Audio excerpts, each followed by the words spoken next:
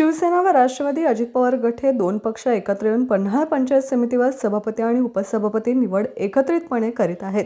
सदरची पत्रकार परिषद करवीरचे आमदार चंद्रदीप नरके, राष्ट्रवादी काँग्रेस अजित पवार पक्षाचे जिल्हाध्यक्ष व केडीसी बँकेचे संचालक बाबासाहेब पाटील असुर्लेकर यांनी एकत्रित घेतली।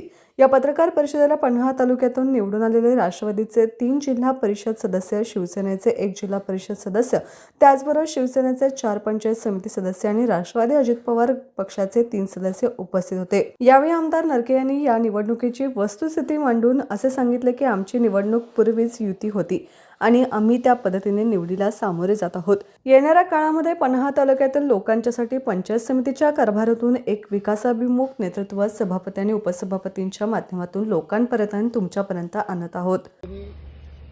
शिवसेना आणि राष्ट्रवादी याच्यामध्ये राष्ट्रवादीचे 3 जिल्हा परिषद सदस्य आहेत। शिवसेनेचा कोथरूड जिल्हा परिषद मतदारसंघाचा जिल्हा परिषद सदस्य निवडून आलेला आहे तिकिटावरचा। याबरोबर शिवसेनेच्या पंचायत समितीसाठी 4 सदस्य आमचे निवडून आले आणि 3 सदस्य हे राष्ट्रवादीचे आणि पहिल्यापासून आम्ही सगळी एकत्रच लढतो।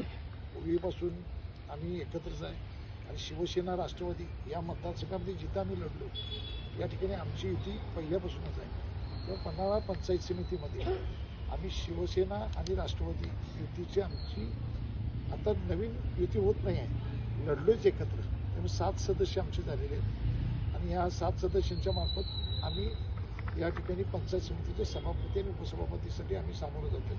आमची या ठिकाणी आम्हाला लोकांनी माइंडेड आम्हाला या आमच्या दोघांच्या दिलेला आहे आणि 7 सदस्य केलेले आहेत। त्यामुळे आम्ही सभापती आणि उपसभापती आमच्या या युतीच्या माध्यमातून आम्ही करतोय।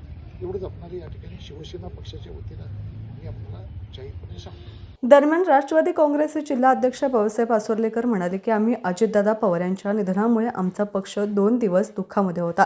त्या 2 दिवसात आमचे नेते नामदार हसन मुश्रीफ यांनी अपरिहार्य निवडणुका लढविल्या आणि अजितदादांना श्रद्धांजली व्हायचं असं सांगितलं।